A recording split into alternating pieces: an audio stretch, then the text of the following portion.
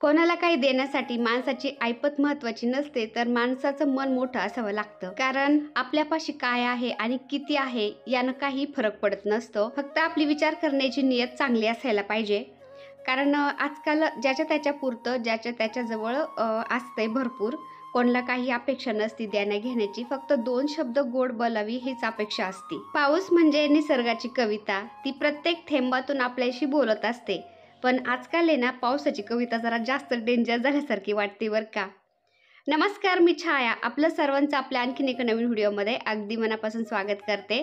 तर हा व्हिडिओ आहे कालचा आणि आजचा अर्धा-अर्धा मिक्स केला आहे मी. कारण इतका पाऊस चालू आहे ना आमच्या इकडं, व्हिडिओ शूट करायला जमेना झालं आहे. त्यामुळं काल काही शूट केला मी आणि आज सकाळी काय शूट करते आहे. तर 2 दिवसाचा व्हिडिओ एकत्र असणार आहे आज. आणि परवाच्या व्हिडिओला तुम्ही सगळ्यांनी भरभरून प्रेम दिलं, त्यासाठी आभारी सर्वांची. तर पाऊस चालू झाला होता भरपूर. मी टेरेसवरती आले झाडं पाहण्यासाठी. तर आकाशकडून ही झाडाची कुंडी थोडीशी पालती झाली होती, त्याच्यातून माती सांडलेली होती खाली. म्हणलं टेरेस कालच धुवून काढलंय आणि सगळ्या टेरेसवरती त्या मातीचं सगळं पाणी माती व्हायची. त्यामुळं म्हणलं आता पाऊस चालू आहे तर ते थोडंसं खाली ढकलून देते मी खराट्यानी. आणि मी खराट्याने असं ढकलून देत होते तर आकाश मला घरामध्ये ओढत होता. म्हणला पावसाने भिजशील, तू आजारी पडशील, चल घरामध्ये. आणि आभाळ तर कसं डेंजर आलं तुम्ही बघू शकता. असं पाहिलं तरी भीती वाटल्यासारखी होती. इतका पाऊस झाला ना, काय सांगायचं. आता 8-10 दिवसापासून चांगला पाऊस होतोय ना, हिरवं मस्त झालंय. तर पुन्हा आता जनावरं चरायला यायला लागलेत ना. गौमाता पहा इकडं आडोशाला कशी उभं राहिली गेटजवळ. तर उन्हाळ्यामध्ये जनावरं अजिबात चरायला येत नव्हते, कारण ऊनच इतकं डेंजर होतं ना. आता वातावरण चेंज झालंय आणि हिरवं झालंय जरा, लगेच जनावरं चरायला यायला लागलेत. आता छान वाटतं जनावरांना बघून पण बरं का असं. आणि पाऊस कसा डेंजर चालू तुम्ही बघू शकता. तर एवढा पाऊस चालू होता ना, स्वयंपाक झालं, घरातलं आवरलं आणि अशा थंड वातावरणात काय होतं ना, अंगावर चादर आणि बाहेर पाऊस चालू असतं, झोपून घ्यावं असं वाटतं. इतकं छान वाटतं ना, त्यामुळं मी झोपून घेतलं बरं का. तर कधी कधी असा आराम पण गरजेचा असतो. मी झोपून घेतलं. त्यानंतर संध्याकाळी आता राजू पण आलाय कामावरून. जरा जरा पाऊस हलका येतच होता. तर राजू आल्यानंतर म्हणलं आपल्याला भजे कर, भजे चहा, मस्त आपण भजे पार्टी करू म्हणलं पावसामध्ये. बाहेर पाऊस चालू असला चहा भजे खायला प्यायला खूप छान वाटतं. तर चहा मी बंद केला आहे सध्या, पण असं वातावरण पाहून ना चहा पिण्याची खूप इच्छा होती. मग आम्ही गुळाचा चहा करत असतो. तर राजूनी भज्याचं पीठ काढून घेतलंय. त्यानंतर आकाशने चहा ठेवलाय. आणि हे पाहता आकाश इथं म्हणत होता मी शॉर्ट पॅन्टवर आहे, माझं शूट नको घेऊ. त्याला म्हणलं काय नाही होत रे, माझा बच्चा आहे तू आणि सगळ्या तुझ्या मावशाच तुला पाहत असतात, त्यामुळं काय नाही वाटत. तर त्याला असं म्हणलं मी आणि व्हिडिओ शूट घेत होते. आणि हे पाहता राजू कढई शोधत होता, कोणत्या कढईमध्ये भजे करायचे काय. त्याला म्हणलं लोखंडाच्या कढईमध्ये करत असतो ना आम्ही भजे, त्याच्यातच कर म्हणलं. तर त्यांनी असं पीठ काढून ठेवलंय. आकाशने हे चहा ठेवलाय. कारण मी ना दुपारी काम आवरल्यानंतर अर्धा तासभर झोपले होते आणि उठल्यानंतर 1.5-2 बादल्या कपडे होते ना, तेवढे पण हाताने धुतलेत. खूप कपडे धुतलेत मी. ए पा राजू हाय हॅलो करतोय सगळ्यांना. नमस्कार करावा. नमस्कार. तर कपडे धुवून मी थकले. आकाश ठेवतोय चहा, राजू करतोय भजे. राजू पण आलाय कामावरून आता. आणि वातावरण तेवढं खराब आहे ना, दिवसभर पाऊस चालू आहे, सगळा अंधार अंधार दिसतोय. आणि आकाश गुळाचा चहा ठेवतोय ना, तर खलबत्त्यामध्ये गुळ ठेचतोय, तो आवाज येतोय. साखरेचा चहा बंद केलाय मी ना. तर गुळाचा चहा पित असते. असं कधी पिऊ वाटला ना मग कधी मधी गुळाचा चहा पित असते. वातावरण एवढं खराब आहे ना, म्हणलं चला गुळाचा चहा तरी पिऊ आपण, कारण पावसाच्या वातावरणामध्ये भजे चहा खूप छान लागतं. बरोबर. काय झालं? साखर चोखली चहा खायची. साखर नव्हती, चहा टाकली, गुळ टाकून दिला कोणी यांनी, दूध टाकलं नाचला. आता ये उकायला गुळ टाकायचा ना, लहान गुळ टाकायचा नाचला ना. कधी? तिथे दिवशी 2-3 दिवस पिवळं कसं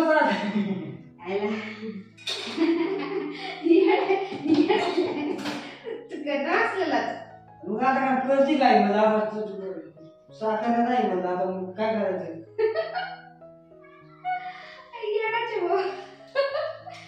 तर 2-3 दिवस झाले किराणा भरलेला. गोणीमध्ये तसाच होता तो किराणा, व्यवस्थित लावलाच नव्हता मी. आणि राजूला साखर सापडलीच नाही त्या किराण्यामध्ये. त्याला वाटलं साखर संपलेली आहे. आणि आम्ही तसं पण जास्त गुळाचा चहा पितो ना, तर राजूला वाटलं आता हे जसं बनवतात ना गुळाचा चहा मी पण तसंच करून पाहतो. तर त्याने काय केलं आधीच गूळ टाकला त्या चहामध्ये आणि तो मग चहा नासला. आम्ही काय करत असतो चहा उकळून घेतो आधी आणि सगळ्यात शेवट गूळ टाकत असतो, मग चहा नासत नाही. तर त्याने टाकला आधीच गूळ त्याच्यामध्ये नासला तो आणि तो चहा नासलेला तसाच गाळून पिला. तेव्हा तो सांगत होता असं असं झालं माझ्याबरोबर. गावाकडे त्याला एकदम गोड चहा प्यायची सवय लागलेली ना, तर त्याला अजून पण गोड चहा लागतो. त्याच्या हातचा चहा आम्ही कोणीच पित नाही, इतकं गोड असतो तो.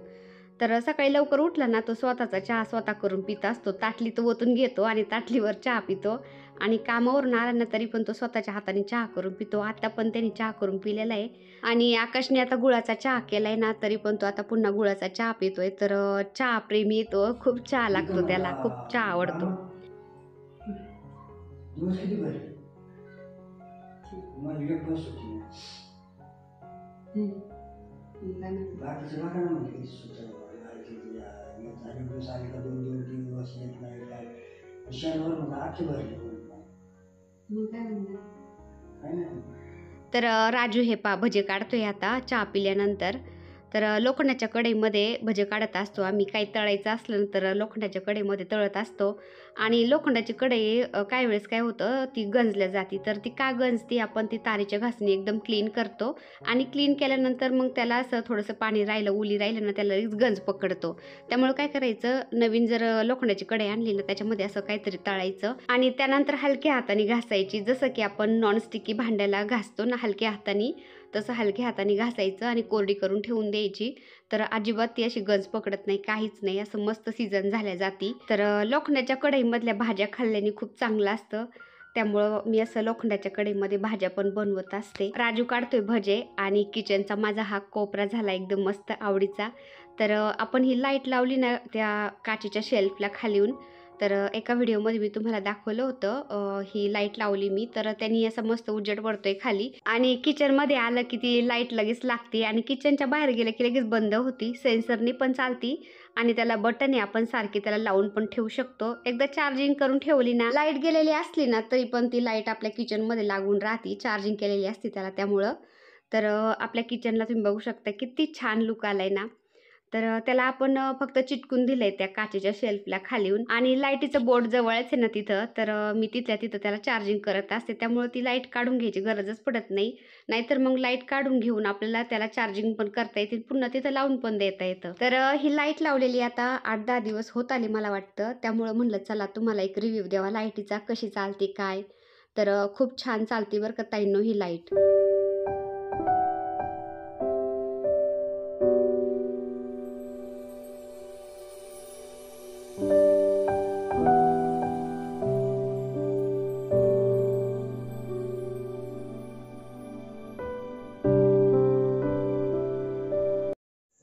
तर हे राजूने मस्त असे भजे बनवलेत. पावसाचा मोसम आहे, बाहेर हलका हलका पाऊस पण येतोय आणि भजे खायचा आनंद काय वेगळाच असतो. तर चला आम्ही आता भजे खातो. राजू ये. हे आकाश पण खातोय. बस राजू चल. हे राजू. तर संध्याकाळी व्हिडिओ स्टार्ट केला ना तरच कधी असा राजू दिसतो, नाहीतर मग असं सकाळी स्टार्ट केला ना मग दुपारपर्यंत संध्याकाळपर्यंत व्हिडिओची एंडिंग होती आणि राजू मग व्हिडिओमध्ये दिसतच नाही. सागर गेलेला आहे कॉलेजला, तो अजून आलाच नाही. त्याचा पेपर होता शेवटचा ना. पेपर झाल्यानंतर मग त्याचे मित्र वगैरे सगळे एकत्र येऊन ते काहीतरी प्लॅन करणार होते, काहीतरी पार्टी वगैरे काहीतरी होतं त्यांचं. तो म्हणला मला यायला उशीर होईल आणि फौजी साहेब 3-4 वाजता ड्युटीला गेलेत, म्हणजे त्यांना अर्जंट कॉल आला. तर थेट ते अकोल्याला गेलेत अर्जंट कॉलसाठी. तर ते आता निम्या रातचं येते पार. असं अर्जंट फोन आला ना जावं पण लागतं ना. रात्र म्हणू नका, काही म्हणू नका, पाऊस पाणी काही असलं तरी पोलीसवाल्यांना ड्युटीला जावंच लागतं. ड्युटी बाय ड्युटी करावीच लागते, है ना राजू. आता मी भजे खातो आणि मी स्वयंपाकाला लागते. मस्त झालेत.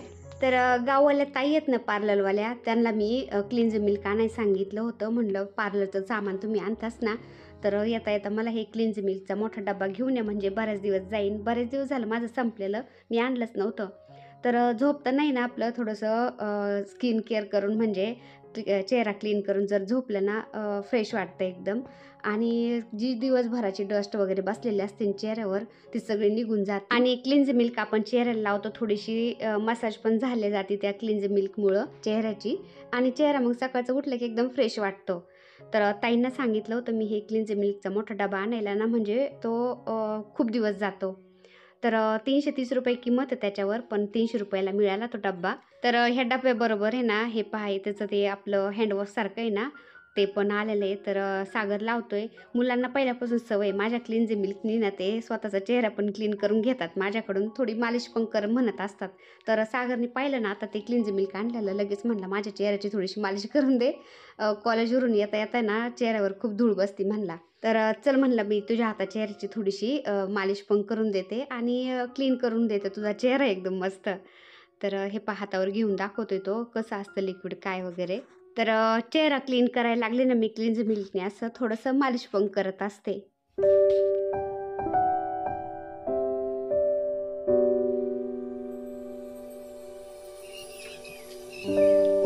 ऊपर से जाना पड़ेगा.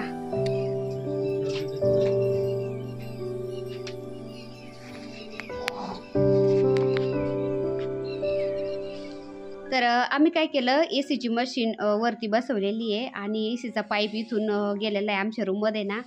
तर पावसाळा चालू झालाय ना, पावसाचं पाणी त्या एसीच्या पाईपाच्या छिद्रातून आतमध्ये यायला लागलं आमच्या रूममध्ये. तर तेच व्यवस्थित करत होते ते भैया ते. ज्यांनी एसी बसवली ना, तर त्यांनी काय केलं त्या छिद्रामध्ये पांढरं सिमेंट किंवा POP काहीतरी भरून दिलं होतं पांढरं. त्याच्यामुळे ते काय झाले आता पाणी आतमध्ये टपकायला लागलंय. मला वाटतं ऐका ना, या पाईपाने पाणी असंच खाली वगळून त्याच्यात घुसत असं नाही ना.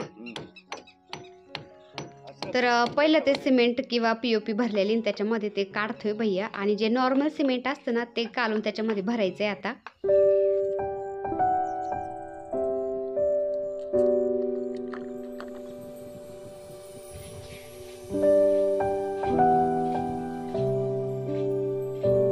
आता मी काय करते, इथं जी आपली रेंडिली आहेत ना त्यांची जी हिरवी पात असते ना वरची, ती कापून टाकायची, म्हणजे त्याला जास्तीचे फुलं येतात पावसाळ्यामध्ये.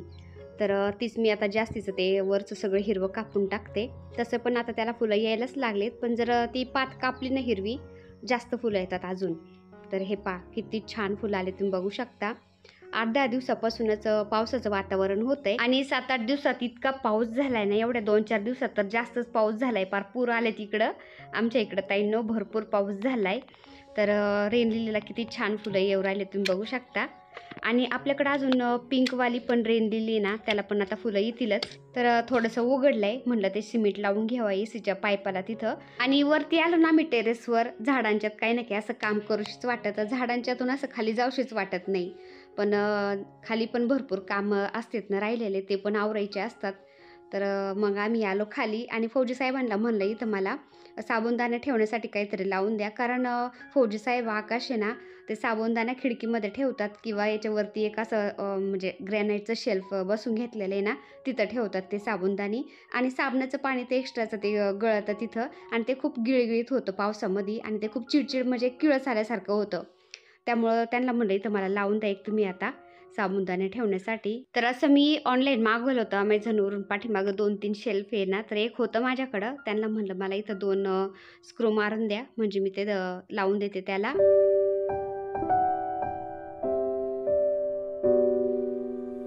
तर हे पहा आपण तारीचं शेल्फ बसवले ना हे, तर याच्यावरती साबुनदाणे राहतात. तिघांचे 3 साबण आहेत आमचे. मी, आकाश आणि फौजी साहेब, आम्ही तिघं ह्या बाथरूममध्ये आंघोळ करत असतो. आणि जे कॉमन आहे ना बाहेर बाथरूम पलीकडं स्पेसमध्ये, तर तिथं राजू आणि सागर आंघोळ करत असतो. तर आमच्या तिघांचे साबण मी त्याच्यावरती ठेवलेत, म्हणजे त्याचं पाणी डायरेक्ट खाली गळायला जाईल. आणि खिडकीमध्ये काहीच नाही ठेवलं. फौजी साहेब आणि आकाश आहे ना तिथं साबण ठेवायचे, ते खूप घाण वाटायचं मला.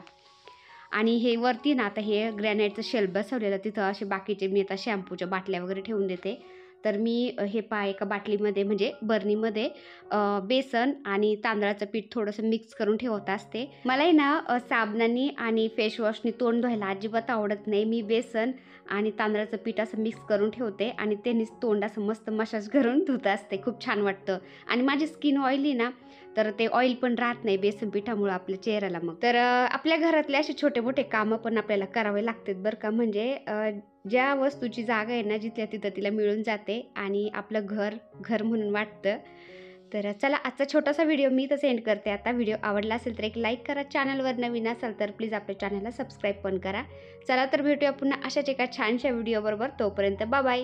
व्हिडिओ बघितल्याबद्दल खूप खूप धन्यवाद सर्वांचे. सर्वांना श्री स्वामी समर्थ.